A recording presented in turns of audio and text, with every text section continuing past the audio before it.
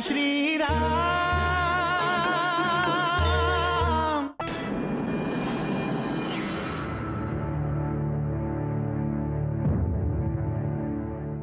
मित्र दनु, तुम्हारी कहानी अद्भुत है। हमें तुमसे सहानुभूति है। मुझे भी आपसे सहानुभूति है राम, क्योंकि आपकी पत्नी का अपहरण हुआ है।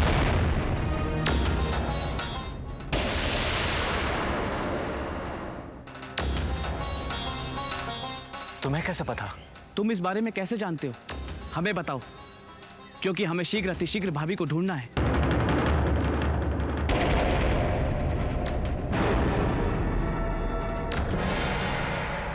राम लक्ष्मण, महर्षि स्थूलशिरा के शाप के कारण और इंद्र के वज्र के प्रहार के कारण मेरा दिव्य ज्ञान लुप्त हो गया। अंतिम संस्कार के बाद जब मैं अपना गंधर्व रूप प्राप्त करूंगा तो दिव्य ज्ञान भी प्राप्त कर लूंगा। फिर मैं जानकी सीता के बारे में कुछ बता सकूंगा। इसलिए हे राम, मुझ पर कृपा करो, इस शरीर से मुझे मुक्त करो। आप मेरा सूर्यास्त होने के समय किसी गड्ढे में डालकर दाह संस्कार कर दें, तभी मैं जानकी माता को ढूंढने में आपकी सहायता कर सकूंगा। परंतु हम तुम्हें जीवित कैसे जला सकते हैं? हे राघव, इससे तुम्हें कोई दोष नहीं लगेगा। ब्रह्मा के वरदान के कारण मैं अस्त्र प्रहार से नहीं मारा जा सकता।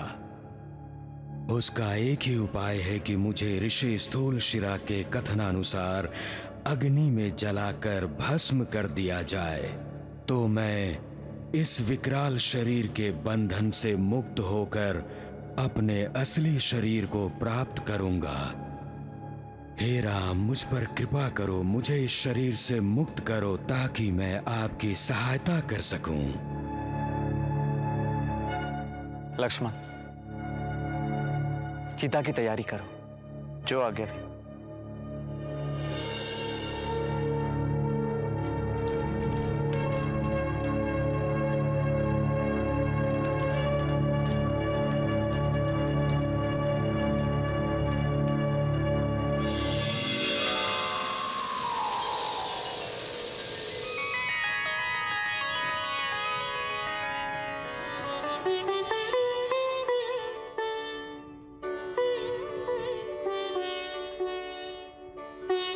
हे राघवेंद्र, आप धन्य हैं।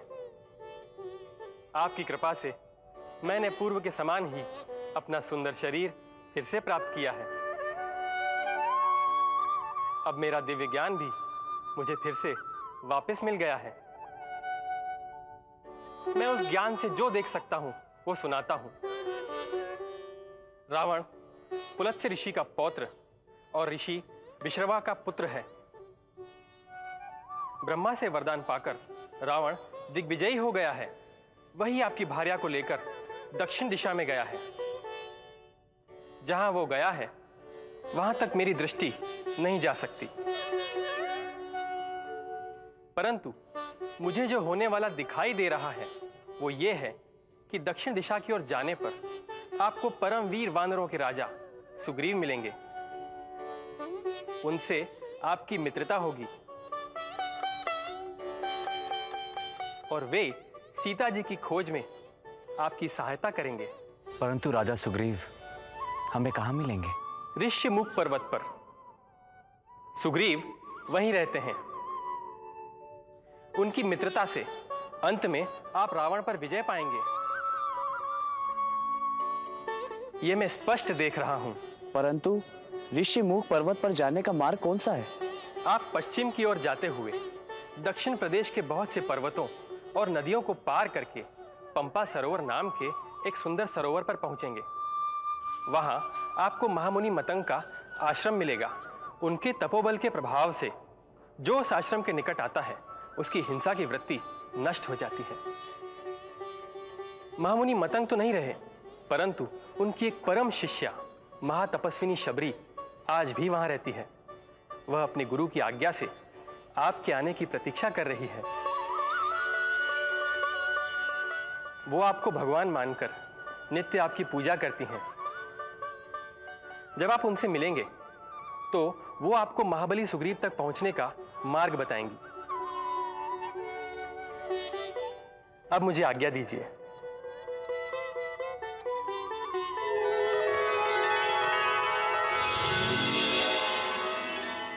हे महात्मा, आपको आपका अभीष्ट लोक प्राप्त हो। त्रिजटा, लंका की होने वाली स्वामिनी कैसी है? मैं सीता के बारे में पूछ रहा हूं। जाकर मेरे आने की सूचना दो सीता को। जो आज्ञा लंकापति। रुको, मैं स्वयं सीता के सामने जाऊंगा।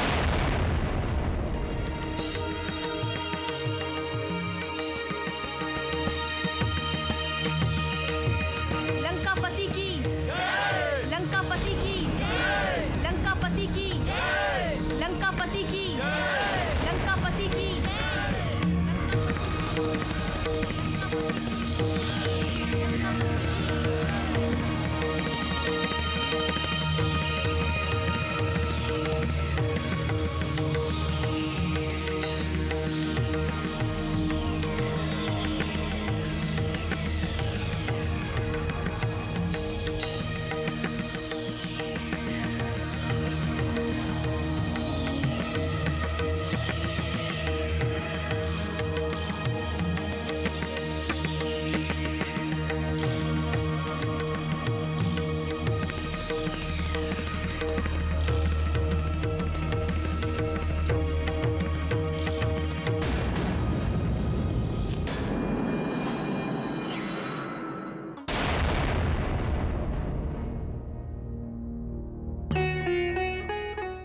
हे सुंदरी,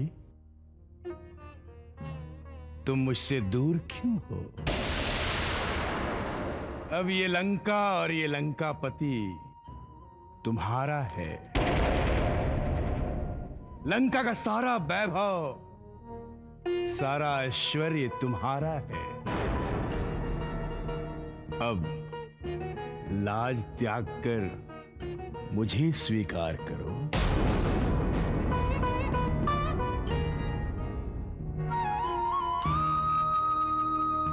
मैं त्रिलोक विजेता हूं। सारे ग्रह देवता मेरे दास हैं। मेरे शौर्य और पराक्रम की बराबरी कोई नहीं कर सकता। इसलिए उस बनवासी राम को भूलकर मेरी पत्नी बन जाओ।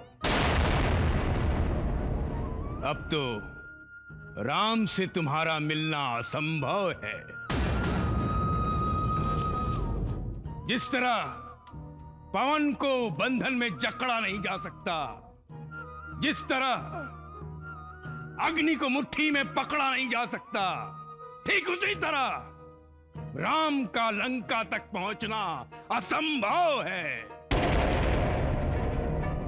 हे सुंदरी, हे कमल लोचने, मुझसे विवाह करके सभी सुखों का उपभोग करो। विनाशकाले विपरीत बुद्धि, यही तुम्हारी दशा है। सीता को ढूंढते हुए रघुनंदन यहां अवश्य पहुंच जाएंगे। रघुनंदन हर असंभव को संभव कर देते हैं। ये तुमने खर, दूषण, मारीच, ताड़का, विराट की मौत के बाद भी नहीं जाना, तो ये तुम्हारा दुर्भाग्य है। सीता, तुम्हारी तरह कायर नहीं है मेरे पति। सीता, अपने आप को महापराक्रमी और शौर्यशाली समझते हो और दूसरे की पत्नी को उठाकर लाने का नीच काम करते हो। ऐसा नीच और घिनौना काम केवल एक कायर ही कर सकता है, कोई बलशाली नहीं। मेरे पति जब तुम्हारे सामने होंगे और अपने नोकीले बाण से तुम्हारे अहंकार की छाती को छलनी कर देंगे, तब तुम्हें पता चलेगा मृत्यु पर विजय पाने वाली तुम्हारी ये बात कितनी खोखली है। मुझे स्पर्श करके तुमने जो पाप किया है, जो अन्याय किया है, उस अपराध का दंड रघुनंदन तुम्हें मृत्यु दंड देकर पूरा करेंगे। मेरे पति में और तुम में कोई मेल नहीं है। तुम अधर्मी हो। मेरे पति धर्म के मार्ग पर चलते हैं, वो मर्यादा से रहते हैं। तुम मर्यादाहीन हो। तुम शीघ्र ही अपने भाई खर और दूषण से मिलने नर्क चले जाओगे। सीता!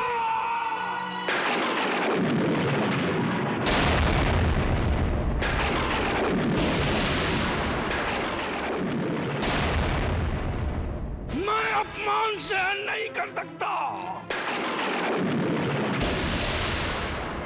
अगर तुम्हारी जगह कोई और स्त्री होती तो मैं उसकी गर्दन अलग कर देता। पहले अपनी गर्दन संभालो। त्रिजटा! जी महाराज। सीता को समझाओ और इसके चारों तरफ राक्षसी ही राक्षसी रखकर इसके अहंकार का दमन करो। कहो इससे कि मुझसे विवाह कर ले, इसी में इसकी भलाई है। जो आज्ञा लंकेश।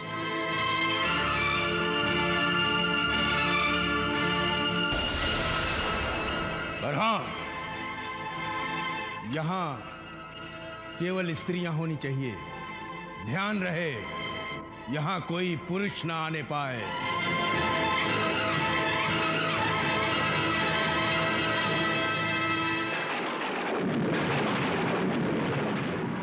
आज तक मैंने कभी इस विषय पर चर्चा नहीं की। भ्राताश्री को शाप मिला है कि एक स्त्री के कारण ही उनका विनाश होगा।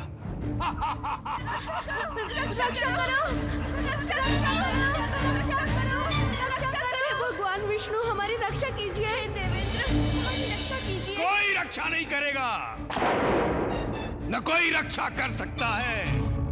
अब तुम सबको मेरे अंतःपुर की शोभा बढ़ानी होगी।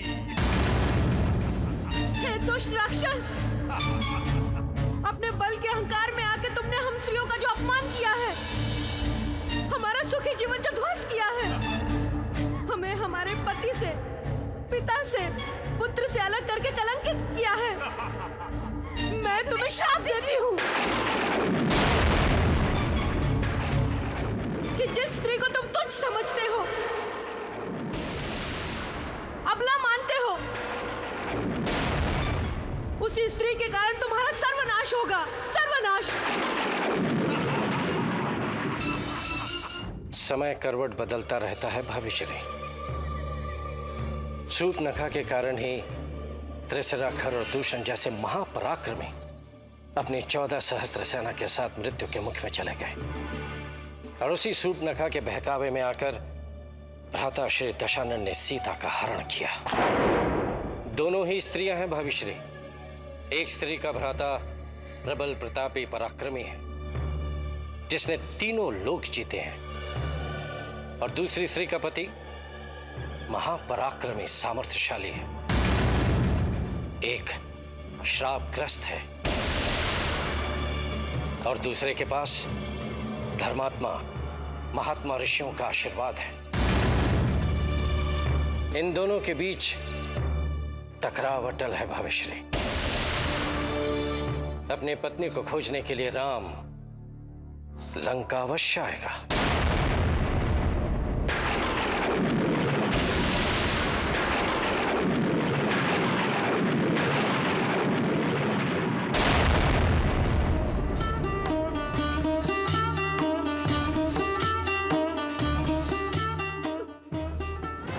तुम्हारे जैसी बहन किसी भी भाई को ना मिले जो सदा अपने भाई का विनाश चाहती हो। कुलघातिनी, तेरे भाई रावण के साथ साथ तेरे पूरे कुल का भी विनाश कर देंगे मेरे रघुवीर। मैं अभी से तेरे भाई रावण की सारी पत्नियों को विधवा देख रही हूँ। सीता ने सत्य ही तो कहा है, तुम्हारे जैसी बहन किसी भाई को ना मिले। भाभिश्री, क्रोध तो मुझे आना चाहिए, तुम्हें नहीं। तुम्हारी ही कृपा से लंकापति सीता जैसी आग को लंका में ले आए हैं। ये आग लंका को भस्म न कर दे। शिव जी से यही प्रार्थना है बस।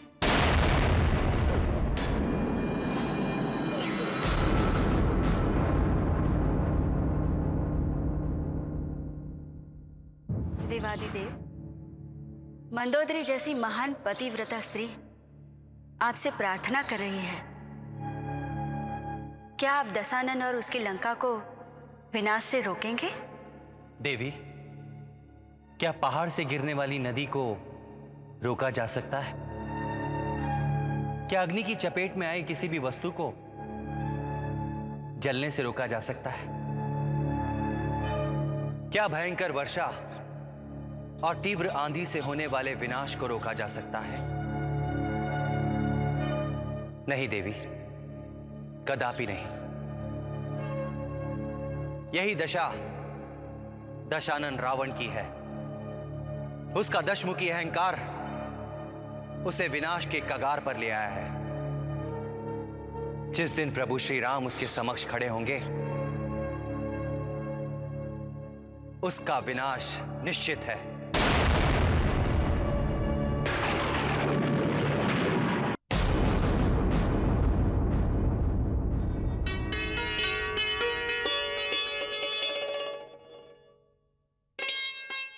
स्वामी, यदि आप प्रसन्न चित्त हो तो आपसे कुछ मांगू? मांगू? लंकेश की महारानी के पास ऐसा क्या नहीं है जो मांगने की आवश्यकता पड़ गई? बोलो मंदोदरी, तुम्हें क्या चाहिए? बोलो मंदोदरी, तुम्हें क्या चाहिए? सीता।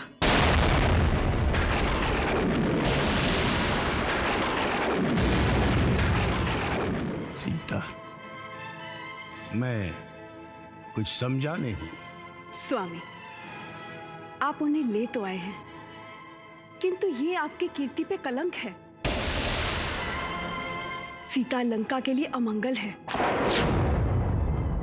अशुभ है। उनके यहां रहने से किसी का कल्याण नहीं होगा। आप उन्हें वापस उनके पति के पास भेज दीजिए। महारानी मंदोदरी!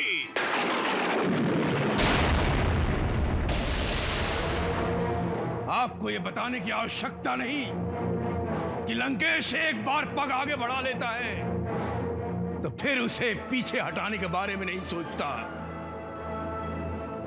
तो आप ये भी भली भांति जानती हैं कि आपका पति लंकेश मृत्यु को भी कारागार में डाल सकता है।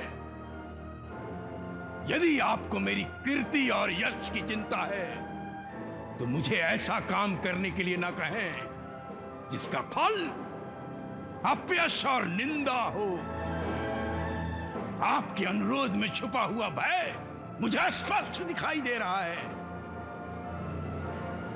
लंकेश की पत्नी को ये बातें शोभा नहीं देती महारानी मंदोदरी, शोभा नहीं देती।